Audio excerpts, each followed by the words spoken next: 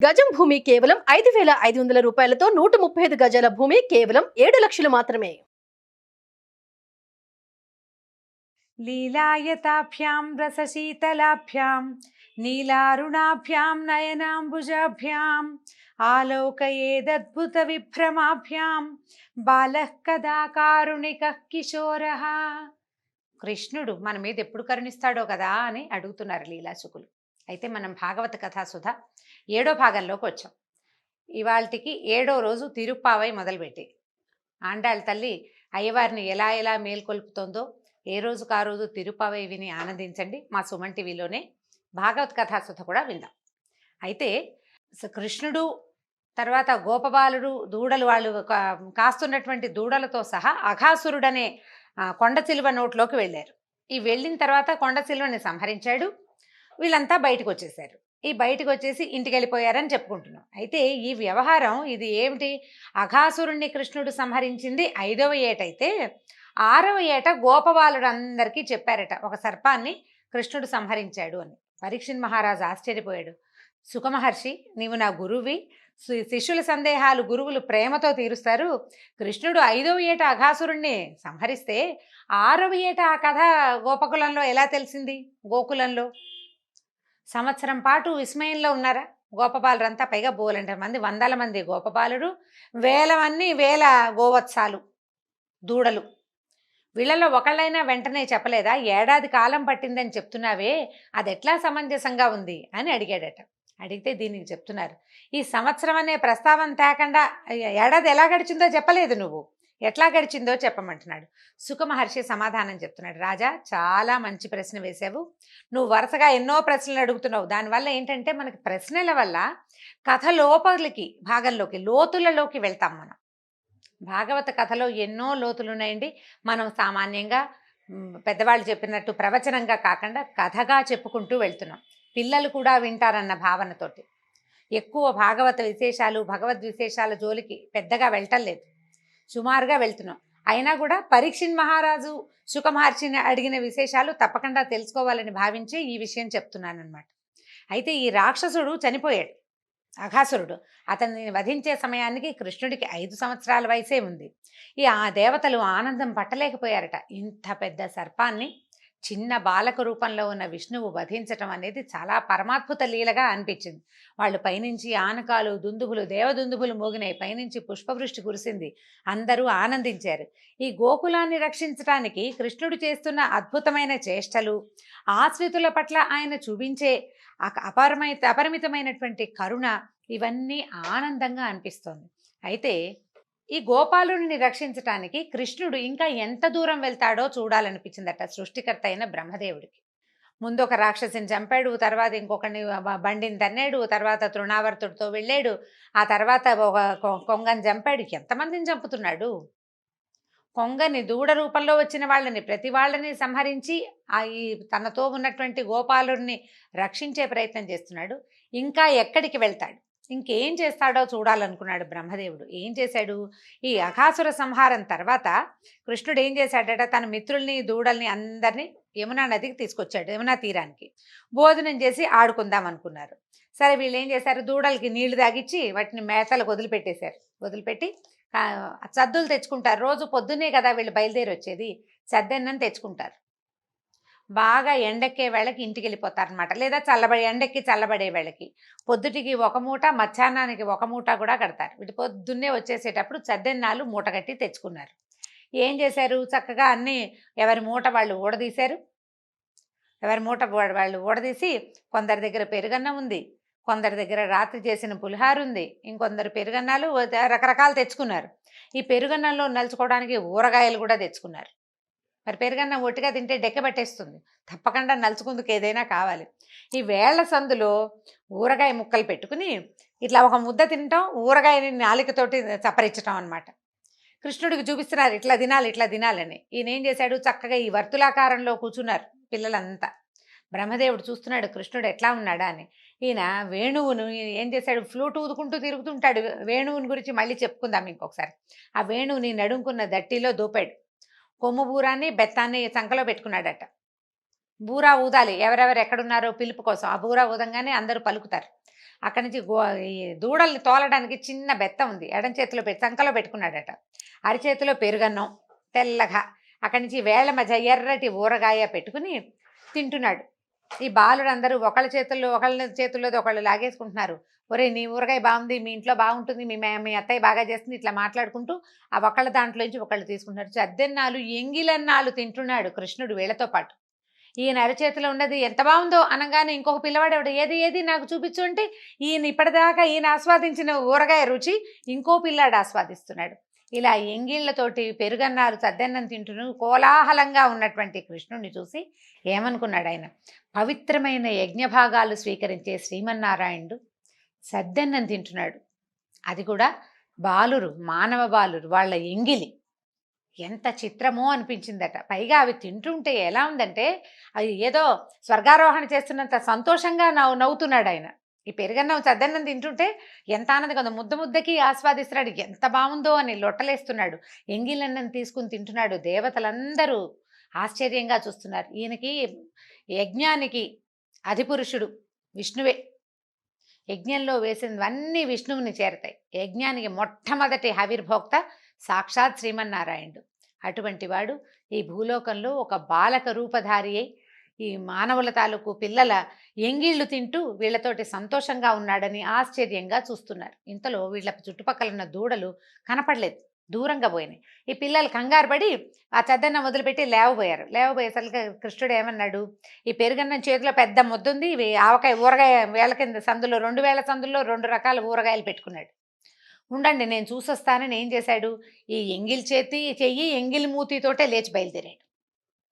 వెళ్తున్నాడు ముందుకి, ఈ కనపడలేదు. ఇంకా కాస్త దూరంగా వెళ్ళేసరికల్లా ఎప్పుడైతే ఈ పిల్లలకి ఉన్న కొన్ని దూడలకి కృష్ణుడు దూరం అవ్వగానే ఏం చేశాడు, బ్రహ్మ తన ప్రభావంతో ఈ పిల్లలని దూడలని మాయం చేసేసాడు.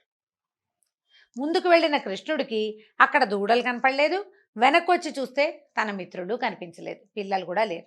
సర్వజ్ఞుడైన కృష్ణుడికి ఇదంతా బ్రహ్మమాయ అని తెలిసింది. ఇప్పుడు ఏం చేయాలి, తను ఏం చేయాలా అనుకున్నాడు. తను తలుచుకున్నంత మాత్రం చేతే ఆ పిల్లల్ని బ్రహ్మమాయ నుంచి విడిపించి తెచ్చేసుకోగలడు. కానీ సత్యలోకం నుంచి దిగొచ్చాడు బ్రహ్మ తన సంగతి ఏమిటో చూడ్డానికి.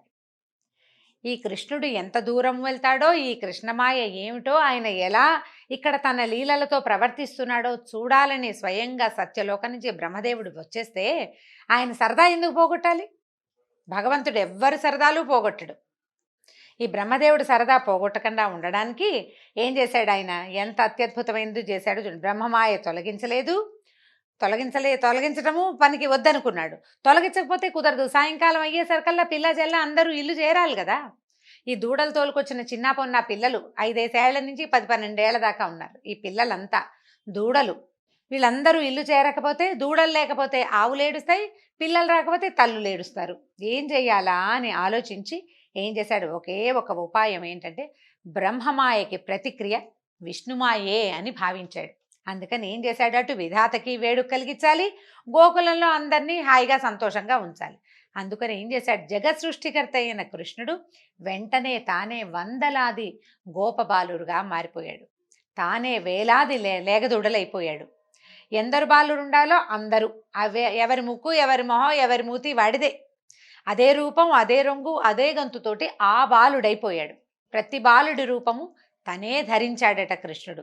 సరిగ్గా ఆ రోజు ఎవరెవరు ఏ వస్త్రాలు ధరించి వచ్చారో, ఎవరు ఎలాంటి సెలగోల ఎలాంటి కర్ర ఎలాంటి కట్టె పుచ్చుకొచ్చారో అవే రకాలతోటి ఏమీ మార్పు లేకుండా వాళ్ళు తెచ్చిన కొమ్ముబూరాలు, వాళ్ళు తెచ్చిన బెత్తాలు, ఎవరు ఏ చద్దన్నం తింటుండగా మాయమయ్యారో అదే చద్దన్నం ముందు పిల్లలు ప్రత్యక్షమయ్యారు. ఆ పెరుగన్నము ఆ ఊరగాయ ముక్కలతోటే కృష్ణుడు తయారయ్యాడు. అందరూ తయారైపోయారు.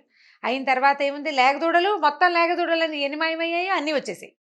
అన్ని లేగదూడలు అవే. ఏ దూడకి ఏ రంగో, ఏ దూడకి ఎక్కడ ఏ మచ్చ ఉందో, కొన్నిటికి ముఖం మీద మచ్చ ఉంటుంది, కొన్నిటికి వీపు మీద మచ్చలు ఉంటాయి, కొన్నిటికి కాళ్ళ దగ్గరే బ్రౌన్ కలర్ కనిపిస్తుంది, కొన్ని మొత్తం అంతా బ్రౌన్గా ఉండి కపిల గోవులు, ముఖం మీద మాత్రం శ్రీవత్సమలే చిన్న తెల్ల మచ్చ ఉంటుంది. అట్లా ప్రతి దూడ దాని స్వస్వరూపంతో ప్రవర్తిల్లేలాగా వచ్చేసాడు. మొత్తం కృష్ణ రూపాలే. అక్కడి నుంచి సర్వం విష్ణుమయం అయిపోయింది. ప్రపంచమంతా విష్ణుమయమే, విశ్వమంతా విష్ణుమయమే. విష్ణువు కానిది ఏది లేనే లేదు. ఆ వాక్యాన్ని ప్రత్యక్షంగా నిరూపిస్తున్నట్టుగా స్వామి తనే దూడలుగాను గోపబాలురుగాను మారిపోయాడు. సరే తనలో మరి ఇప్పుడు ఇంతమంది పిల్లలు కూర్చుంటే తనే మాట్లాడుకుంటున్నాడు తనతోటి. తనతో మాట్లాడుకుంటూ తనే అందరి బదులు చద్దన్నాలు తిన్నాడు. తర్వాత తనతో తనే ఆడుకున్నాడు. ఈ పిల్లలందరితోటి మరి ఆడుకుంటున్నాడు కదా, అందరితోటి తనే అందరిగా అయ్యి ఆటలాడాడు. తర్వాత సాయంకాలం అయ్యేసరికల్లా ఈ గోపబాలుడుగా గోవత్సాలుగా ఉన్న తనను తాను అదిలించుకుంటూ తనను తాను తోలుకుంటూ రేపల్లెకి చేరాడు. వ్రజం చేరిపోయాడు. చేరిపోయేసరికల్లా ఏ తల్లి బిడ్డ ఆ తల్లి ఇంట్లోకి వెళ్ళిపోయాడు యథాప్రకారం. గోశాలలో ఏ దూడ ఉండాలో ఆ గోశాలలోకి ఆ దూడలు వెళ్ళిపోయినాయి. అక్కడ కట్టేశాడు. అందరూ తల్లులకి దూడలు ఆవులకి ఏమి తల్లులు సాయంత్రం అయ్యేసరికి, నాయనా వచ్చావరా, ఎండలో తిరిగావా, మొహం మాడిపోయిందేమి, అన్నం సరిగ్గా తినలేదా, నీ అన్నం ఎవరైనా లాగేసుకున్నారా, మొహం నల్లగా పెట్టుకున్నావు ఎందుకురా, ఎవరైనా కొట్టారా, ఇలా రకరకాల ప్రశ్నలు వేస్తాం మనం. స్కూళ్ళ నుంచి వచ్చిన పిల్లలకి 100 ప్రశ్నలు సంధిస్తాం. ఎండలో ఈ గొడ్లను తోలుకుని బుడ్డాళ్ళని ఏమనాలి, వాళ్ళని ఇంకా బోల్డ్ ప్రశ్నలు వేయాలి. ఏ తల్లికి ఆ తల్లి ప్రశ్నలు వేసుకున్నారు. పిల్లల్ని తీర్చారు, స్నానాలు చేయించారు, ఏదో మొహాన్ని బొట్టు పెట్టి ఎవరికి వాళ్ళు అన్నాలు తినిపించుకునే ప్రక్రియలో పడ్డారు. దూడలు తల్లుల దగ్గరికి పరిగెత్తినాయి. ఆవులు పొదుగుల నుంచి వాటంతటవే పాలు స్రవిస్తూ దూడల్ని ఆనందంగా, నాకు పొద్దు నుంచి చూడని దూడని మరి ఆనందంగా ఉంటుంది కదా ఆవుకి, ఇలా అందరినీ సంతోషపెట్టాడు. ఆ రోజు నుంచి ప్రతిరోజు ఉదయం బయలుదేరి దూడలై అడవిలో పచ్చికమేసి గోపబాలురై ఆ దూడల్ని మేపి సద్దులు తిని ఆడుకుని యమునా నదిలో ఈతలు కొట్టి సాయంత్రం అయ్యేసరికి ఇల్లు చేరేవాడు కృష్ణ పరమాత్మ. ఈ వందలాది గోపబాలుడు వేలాది గోవత్సముల రూపంలో ఆయనే చేశాడు ప్రతిరోజు అదే. ఈ క్రమంలో ఎలా అయిందంటేట, ఈ భగవత్ స్వరూపమే ఈ రకంగా బాలుర రూపంలో గోవత్సాల రూపంలో ఉండేసరికి తల్లులకి పిల్లల మీద అపారమైన ప్రీతి పెరిగిపోయిందట. ఒక క్షణం పిల్లాడు అటు ఇటు కనుమరుగైతే ఒక సహించలేని తనం వచ్చేసింది. ఆ ఆవుల పాలు విపరీతంగా పెరిగిపోయినాయట. అసలు ఆ దూడల్ని వదిలిపెట్టలేనట్టుగా అయిపోయినాయి. ఎంత ప్రీతో తల్లులు పిల్లల్ని వదలలేరు, ఆవులు దూడల్ని వదలలేవు. సాక్షాత్ భగవత్ స్వరూపం అవడం వల్లే ఇది సంభవించిందనమాట. క్రమంగా రోజులు గడుస్తున్నాయి. 1 ఏడాది అయిపోయింది. అయ్యేసరికల్లా ఇంకా ఎట్లా అవుతుందంటే, ఒకరోజు బలరామకృష్ణులు ఈ లేగల్ని తోలుకుని బలరాముడు ఉన్నాడు వీళ్ళతో పాటే, ఆయన బాగానే ఉన్నాడు, ఆయనకి ఏం అవ్వలేదు. అక్కడ దూడలు పచ్చిక మేస్తూ తిరుగుతున్నాయట. పక్కనే ఉన్న గోవర్ధన పర్వతం మీదకి గొడ్లను తీసుకెళ్తారు, ఆవుల్ని అక్కడికి తీసుకెళ్తారనమాట. వాటిని పెద్దవాళ్ళు మేపుతారు, పిల్లలు కింద పచ్చిక బయళ్ళల్లో ఉంటారనమాట. ఈ పైన కొండ మీద ఉన్న ఆవులకి కింద ఉన్న దూడలు కనిపించేసరికల్లా దూడల్ని చూసేసరికి ఇంకా ఆగలేక అవి పైనుంచి కొండ మీద నుంచి దిగి పరిగెత్తుకుంటూ వచ్చేసింది. ఈ గోపాలకురైనటువంటి పెద్దవాళ్ళు చాలామంది ఉన్నారు, వాళ్ళు అసలు ఆపలేకపోయారట ఆవుల్ని. అంత పరిగెత్తుతున్నా ఎందుకో సాయంకాలం అయ్యేసరికి ఎట్లాగో దూడలు వాడు స్థిమితంగా ఉంటాయి, ఆవులు అవి పరిగెత్తవు దూడల కోసం. అంత స్థిమితంగా ఉండే గోమాతలు ఎందుకంత ఉత్సాహపడి ఉద్రేకపడి తమ వత్సాల కోసం పరిగెడుతున్నాయో వాళ్ళకి అర్థం కాలేదు. వాళ్ళు ఆపలేకపోయారు. కృష్ణుడు బలరాముడు చూస్తూనే ఉన్నారు. ఈ పరిగెత్తుకుంటూ కిందకు వచ్చిన ఆవులు ఈ దూడలకి పాలిస్తూ ఆ దూడల దగ్గరికి పరిగెత్తుకుంటూ వెళ్ళిపోయినాయి అనమాట పాలివ్వడానికి. వాటిని ఏముంది, ఆవులు దూడని పరామర్శించే పద్ధతి ఏమిటంటే నాలుగుతో నాకి ఇది బాగుందా, సేఫ్గా ఉందా లేదో చూసుకుంటే. అందరూ ఆశ్చర్యపోయారు.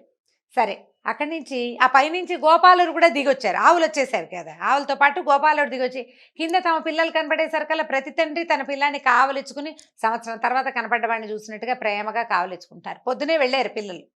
ఒక 3-4 గంటల ఉంటుంది అంతే. ఈ 3-4 గంటల విరహాన్ని కూడా తట్టుకోలేనంత అవ్యాజమైన ప్రీతి ఆ భగవత్ స్వరూపులైన పిల్లల మీద దూడల మీద కలిగిందట. అయితే ఈ బలరాముడికి ఆశ్చర్యం వేసింది. ఇదేదో మాయలా ఉంది, ఇలా ఎప్పుడూ జరగలేదు. కింద దూడలు మేయటం పైన ఆవులు మేయటం ఎప్పుడూ ఉంది.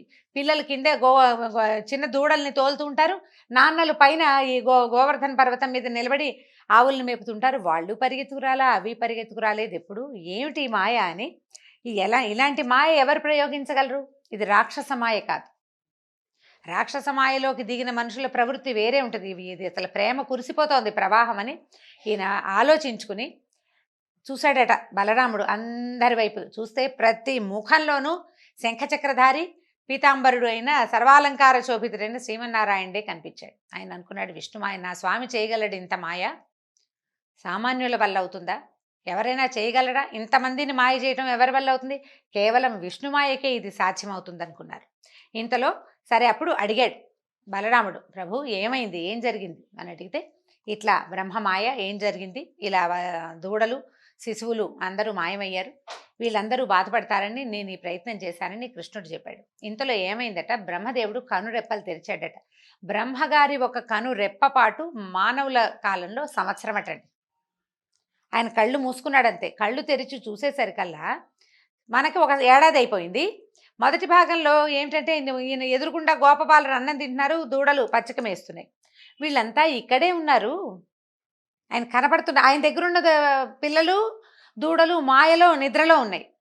ఈ కింద కళ్ళు తెరిచి చూసరికల్లా కృష్ణుడు కూర్చునున్నాడు, ఈ పిల్లలు కనిపిస్తున్నారు, తద్దన్నాలు తింటున్నారు, దూడలు అన్నీ కనిపిస్తున్నాయి. నేను తీసుకెళ్ళిన వాళ్ళు నిద్రపోతున్నారు. వీళ్ళెక్కడి నుంచి వచ్చారు? నేను సృష్టించలేకుండా ప్రపంచం పుడుతుందా అసలు? బ్రహ్మ సృష్టి కానిది ఏముంది? విధాత సృష్టించనిదే లేదు ప్రపంచంలో. నా సృష్టికి ప్రతి సృష్టి ఎలా జరిగింది? నేను తెచ్చిన పిల్లలు, దూడలు నా ఎదురుగుండానే ఉన్నప్పుడు వీళ్ళు ఎక్కడి నుంచి వచ్చారు అని వాళ్ళ కోసం అట్లా వాళ్ళ వైపే చూస్తుంటే ఆయన తర్కించుకుంటున్నట్ట. పగటి సూర్యకాంతిలో మిణుగురు పురుగుల కాంతి కనపడదు. అలాగే ఈ విశ్వమంతా ఎవరి మాయ చేత మోహింపబడుతుందో అతని ముందు సృష్టికర్త కూడా మిణుగురు పురుగే. ప్రపంచాన్ని సృష్టించేవాడు కూడా ఈ మాయని సంకల్పించిన వాడి తాలూకు శక్తి ముందు చాలా చిన్నదైపోతుంది అని అనుకుని ఆయన తన మాయ వెలవెలపోయిందని, విష్ణుమాయే పూర్తిగా ప్రపంచమంతా ఆవరించి ఉందని అనుకుని ఏం చేశాడట, అట్లా దండం పెట్టుకుంటూ ఉండిపోయాడు నమస్కరిస్తూ ఈ రూపాల్లో కనపడుతున్న విష్ణువుకి. వెంటనే విష్ణువు తన మాయ తొలగించాడట. తెర తొలగిపోయింది. అక్కడ ఏమీ లేదు. అక్కడ ఉన్న శిశువులు, గోవత్సాలు అంతా విష్ణుమయమే. దాంతో సరే ఎదురుగుండా ఉన్నవాళ్ళు ఎవరున్నాడు? సాక్షాత్ విష్ణువు. మేఘశ్యామల వర్ణుడు, పచ్చని పట్టు వస్త్రం కట్టుకుని 4 చేతుల్లో శంఖచక్ర గదాపద్మాలు ధరించి, వక్షస్థలం మీద శ్రీవత్స చిహ్నంతో, అమూల్య రత్నాభరణాలతో, ఆపాద పర్యంతము వనమాలతో చిరునవ్వులు చిందిస్తూ ఈ వందలాది వేలాది ప్రాణుల యందు నిలబడి కనిపించాడు. దాంతో ఈయన ఏం చేశాడంటే, అప్పటిదాకా దేహదారులందరూ బ్రహ్మని సేవిస్తారు. ఎందుకంటే చీమ నుంచి బ్రహ్మాండ పర్యంతం, పిపీలికాది బ్రహ్మాండ పర్యంతం అన్నీ కూడా స్వామిని సేవించేవారే. సృష్టించేవాడు బ్రహ్మ అనేది నియమం ప్రకారమే మనకు తెలుసు. కానీ ఆయన తలుచుకుంటే ఆ సృష్టికి ప్రతి సృష్టి భగవంతుడు అవలీలగా హేళగా చేయగలడని బాల రూపంలోనే ఆయన నిరూపించాడు. సరే, అక్కడి నుంచి ఆ పరమాద్భుతమైన ఈ విషయాన్ని చూసి ఈ స్వయంభువైన ఈ బ్రహ్మదేవుడు చిత్తరువుగా నిలబడ్డాడు. తర్వాత ఒక క్షణమాగి తేరుకుని హంసవాహనం నుంచి దిగి 4 తలలు నేల కంటేలాగా కృష్ణుడికి దండం పెట్టాడు. పెట్టి, నాయన నిన్ను పరీక్షించటం నా ఉద్దేశం కాదు, నిన్ను తెలుసుకోవాలనుకున్నాను అంతే అని చెప్పి అపరాధం క్షమించమని అడిగాడు. దూడలు బాలురు ఏడాది క్రితం ఎక్కడ ఉన్నారో వాళ్ళని అక్కడికే వచ్చేలాగా చేసేసాడు. అప్పుడే మూటల్లోంచి తీస్తున్న పెరుగన్నము, ఆవకాయన్నము, పులిహార, చద్దన్నాలు అన్నీ సేమ్ డిటో అలాగే ఉన్నాయి. ఏమీ మార్పు లేదు. సంవత్సరం గడిచిందని బలరామకృష్ణులకి మాత్రమే తెలుసు. మిగిలిన బాలుడికి ఎవ్వరికీ తెలియదు. ఇక దూడల్ని వెతికి అంత తొందరగా వచ్చేసావు, క్షణంలో దూడలు తోలుకొచ్చేసావు కృష్ణ, నువ్వెంత చురుకో, నీలాగా చేయగలిగేవాడు ఎవడూ లేడు అని చెప్పేసి అందరూ పిల్లలంతా అనుకున్నారు. నువ్వు ఇప్పుడే రావు, నువ్వు వచ్చే లోపల నీ పెరుగన్నం తినేద్దాం అనుకున్నాము, నీ పెరుగన్నం కూడా మేమే తినేద్దాం అనుకున్నావు. యశోదమ్మ పెరుగన్నం చాలా బాగా కడుతుంది, కానీ నువ్వు మాత్రం భలే వచ్చేసావు, అన్నం మీద మోహంతో వచ్చేసావు అనేసి నవ్వుద్దు ఏడిపించారు అందరూ. అవునన్నాడు. 5-6 సంవత్సరాల పిల్లవాడు ఎట్లా స్పందిస్తాడో అలాగే స్పందించాడు కృష్ణుడు. అక్కడి నుంచి రారా, నీ చేతిలో అన్నం ముద్ద కూడా అలాగే ఉంది, దూడలు తోలుకొస్తూ అన్నం తినడం మానేసావు, తిను మీ అమ్మకి ఆకలిస్తుందని ఆ చేతిలో ఉన్న అన్నం తినిపించారు. ఆవకాయ ముద్దలు అందరూ పలుచుకుని తిన్నారు. హాయిగా ఆనందంగా తిని ఆడుకుని సాయంకాలం చీకటి పడే వేళకి అందరూ బృందావనానికి తిరిగి వచ్చేశారు. ఈ గోకులానికి చేరంగానే పిల్లలంతా రకరకాల హావభావాలు ప్రదర్శిస్తూ, ఇంత పెద్ద పాము అలా ఎలా పడుకుందో, మేము అంతకుముందు కొంగని చంపాడు కృష్ణుడు, దీన్ని చంపలేడాన్ని మేమందరం అందులోకి వెళ్ళిపోయాం, కృష్ణుడు ఇలా నుంచున్నాడు, దాన్ని ఇలా చేసేసాడు, దాని నాలుకని కాలుతో తొక్కాడు, పెద్ద మంట వచ్చింది, అది కృష్ణుడిలో లీనమైపోయిందని పిల్లలందరికీ చెప్పారు, వాళ్ళ ఇంట్లో ఉన్న వాళ్ళందరికీ. ఇది ఏడాది క్రితం జరిగిందని ఎవ్వరికీ తెలియదు. కానీ నిజానికి ఏడాది క్రితమే జరిగింది. ఈ 1 సంవత్సర కాలం గడిచిపోయింది. నిన్నటిదాకా మన దగ్గర ఉన్న పిల్లలు ఇవాళ పొద్దున వెళ్ళిన పిల్లలే ఇప్పుడు వచ్చిన పిల్లలని అనుకోలేదు వాళ్ళు. అది ఇప్పుడే జరిగిందని తల్లిదండ్రులు మొత్తం గోకులంలో ఉన్న వాళ్ళంతా భావించారు. ఆ తర్వాత ఈ సుఖమహర్షి పరీక్షిత్తుకి సందేహం ఇలా తీర్చాడనమాట. ఈ ఏడాదికి కృష్ణుడికి 5 నుండి 6 సంవత్సరాలు వచ్చినాయి అని చెప్పారు. దీంతో ఈరోజు భాగవత కథాసుత సమాప్తం. వచ్చే భాగంలో మరిన్ని కొత్త కథలతోటి కలుసుకుందాం. నమస్కారం.